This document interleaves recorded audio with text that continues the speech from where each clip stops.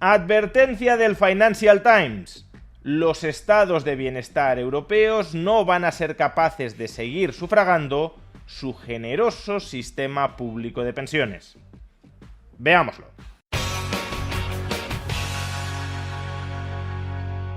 El Financial Times, uno de los periódicos económicos más leídos de todo el mundo, acaba de publicar un inquietante reportaje sobre la situación financiera de las pensiones públicas en Europa. Se titula ¿Puede Europa seguir permitiéndose sus generosas pensiones públicas?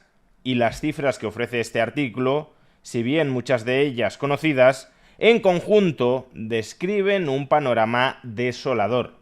De entrada, fijaos en este primer gráfico. Europa es, con diferencia, el continente más envejecido de todo el mundo.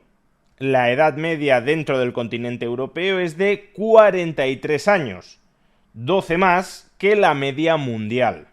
Y claro, este perfil demográfico guarda una relación muy estrecha con el porcentaje del PIB y del gasto público total que los países europeos están destinando a sufragar las pensiones de jubilación y de viudedad. Actualmente, por ejemplo, la Unión Europea está destinando el 11,4% del PIB a sufragar pensiones públicas, y la mitad de todo este gasto en protección social va dirigido, como mencionaba antes, a jubilados y supervivientes. Por un lado, los estados que conforman la Unión Europea han manifestado que quieren incrementar sus niveles de gasto público en muchas otras partidas. Por ejemplo, en defensa, pero también en otros países como España, en vivienda, para atajar la crisis inmobiliaria en la que estamos inmersos. Sin embargo, si un estado gasta mucho en pensiones públicas, desde luego tiene menos margen económico para gastar en otras partidas presupuestarias, ya sea vivienda, ya sea defensa, ya sea educación, ya sea sanidad, ya sean infraestructuras, ya sea investigación y desarrollo, etc. Y aquí estamos hablando, claro, de recursos en términos reales, de qué porcentaje del PIB dedicamos a cada cosa. Los recursos reales que dediquemos a producir bienes de consumo para los pensionistas, evidentemente no se pueden destinar a producir vivienda o a producir carreteras. Y si ya estamos comprometiendo un porcentaje del PIB muy grande para pensiones, ¿cómo generamos espacio económico para destinar más recursos reales a la provisión de otros bienes y servicios que el Estado ya se ha comprometido a incrementar? O bien aumentamos los impuestos de tal manera que las familias y las empresas puedan disponer de un menor porcentaje de su renta disponible en el sector privado, o bien reducimos todavía más otras partidas de gasto si es que quedan, para poder generar espacio fiscal para financiar esas otras partidas de gasto que se quieren incrementar sin tocar las pensiones.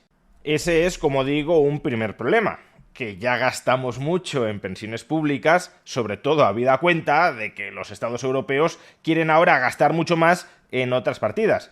Pero es que el segundo problema, que se desprende del gráfico anterior, es que hay muchos países europeos que a lo largo de los próximos años van a gastar todavía más, muchísimo más, en pensiones públicas. Y entre todos esos países europeos que van a gastar todavía más en pensiones públicas, uno de los que sobresale con mayor nitidez es España. Lo podéis ver en el mismo gráfico que ya hemos mostrado antes. En la actualidad, el gasto público de España en pensiones ya es superior a la media de la Unión Europea. Estamos gastando alrededor del 13% del PIB. Pero es que a lo largo de las próximas décadas, un problema que se prolongará más allá de 2050, a lo largo de las próximas décadas se espera que ese gasto público ascienda al entorno del 17% del PIB, 4 puntos del PIB más de los que ya estamos gastando solo para pensiones públicas.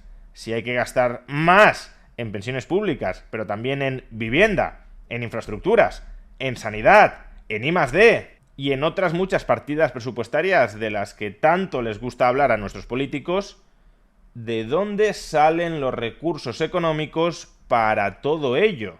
De ahí que el Financial Times plantee como un escenario relativamente probable de futuro que los gobiernos terminen aprobando recortes en las pensiones públicas. De hecho, en los últimos años ya se han aprobado algunos recortes en las pensiones públicas para que el gasto no aumente tanto como lo habría hecho en su ausencia.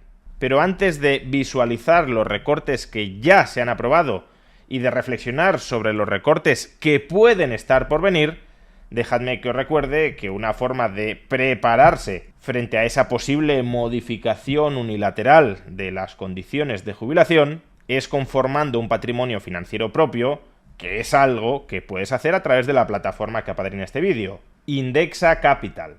Indexa Capital es un gestor automatizado, robo-advisor, que crea y gestiona carteras diversificadas de fondos indexados adaptadas a tu perfil de riesgo, con monitorización y rebalanceo automático. Y esas carteras diversificadas de fondos indexados que proporciona Indexa también pueden contratarse en la modalidad de plan de pensiones, en cuyo caso los trabajadores por cuenta ajena se pueden deducir dentro del IRPF hasta 1.500 euros anuales del ahorro que inviertan en estos planes de pensiones basados en carteras diversificadas de fondos indexados, y los trabajadores por cuenta ajena, es decir, los autónomos, se pueden deducir fiscalmente de su IRPF cada año hasta 5.750 euros. Y recordad que la rentabilidad promedio anual de los índices que son replicados por los ETFs que componen estas carteras diversificadas, la rentabilidad promedio de la mayoría de estos índices supera el 10% anual. Además, precisamente por la automatización de la gestión de esas carteras, las comisiones de gestión de Indexa son mucho más bajas que las del resto de la industria financiera, apenas entre el 0,5-0,6% anual.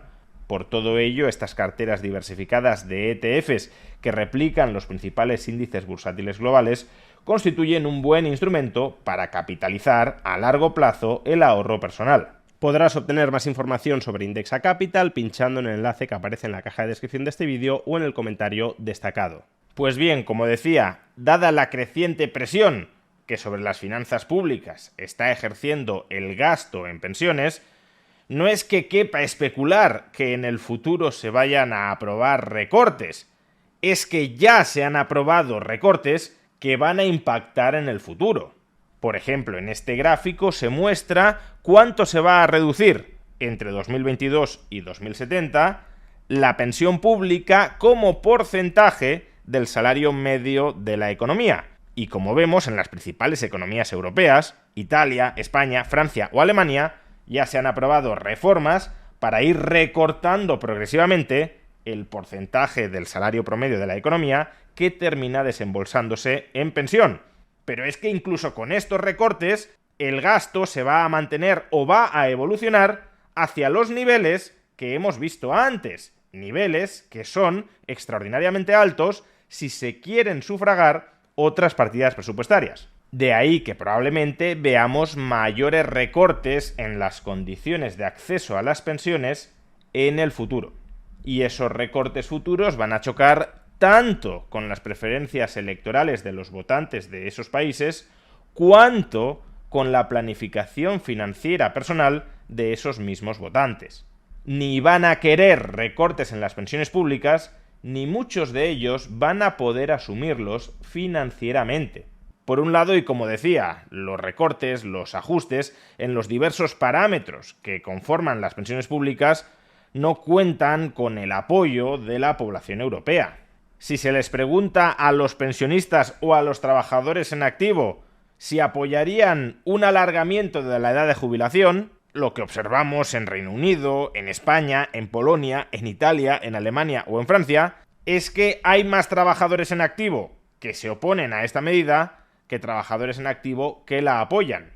Y solo en Francia el apoyo neto es positivo entre los ya jubilados, porque claro, a ellos no les afecta retrasar la edad de jubilación. Y si alternativamente se les pregunta si estarían dispuestos a pagar más impuestos para sufragar las pensiones públicas, la oposición es generalizada tanto entre trabajadores como entre pensionistas. Por tanto, electoralmente, tomar este tipo de medidas tiene un coste y grande. Pero es que además, personalmente, muchos trabajadores no se están preparando para el escenario en el que vengan recortes en sus pensiones futuras. Por ejemplo, ¿de dónde proceden los ingresos de aquellas personas que tienen más de 65 años en Europa? Pues en Francia, alrededor del 80% de los ingresos de las personas de más de 65 años proceden del sistema público de pensiones. En España ese porcentaje es algo menor, pero sigue siendo muy alto, 70%. Y luego hay otro 20% de ingresos de las personas de más de 65 años que proceden del trabajo, es decir, de personas mayores que todavía no se han jubilado o que compatibilizan el trabajo con la pensión. En cambio, hay otros países que están algo mejor preparados para afrontar tensiones presupuestarias en su sistema de pensiones público, por ejemplo, Países Bajos. En Países Bajos, solo el 40% de los ingresos de las personas con más de 65 años proceden del sistema público de pensiones. Otro 45% procede de sus pensiones privadas, ya sea configuradas a través de sus planes de empleo dentro de sus empresas o de su ahorro personal. Y claro, ¿esta diferencia qué supone? Pues por un lado que en Países Bajos el gasto público en pensiones lógicamente es más bajo, no tensiona tanto el presupuesto del Estado, y por otro que si Países Bajos recortara las pensiones, el roto que les haría a sus pensionistas es bastante menor que el roto que les haría a los pensionistas españoles que el Estado español le meta un tijeretazo a las pensiones públicas. En definitiva, las pensiones públicas europeas van a absorber crecientemente recursos de nuestras economías, y eso supone vaciar los recursos que van a quedar disponibles o para el sector privado o para el sector público con otras finalidades. Todo eso va a generar una evidente tensión distributiva que bien puede terminar materializándose en recortes parciales de la parte del pastel que termine llegándoles a los pensionistas. Y quienes no se preparen para ese posible escenario futuro, quizá terminen lamentándolo.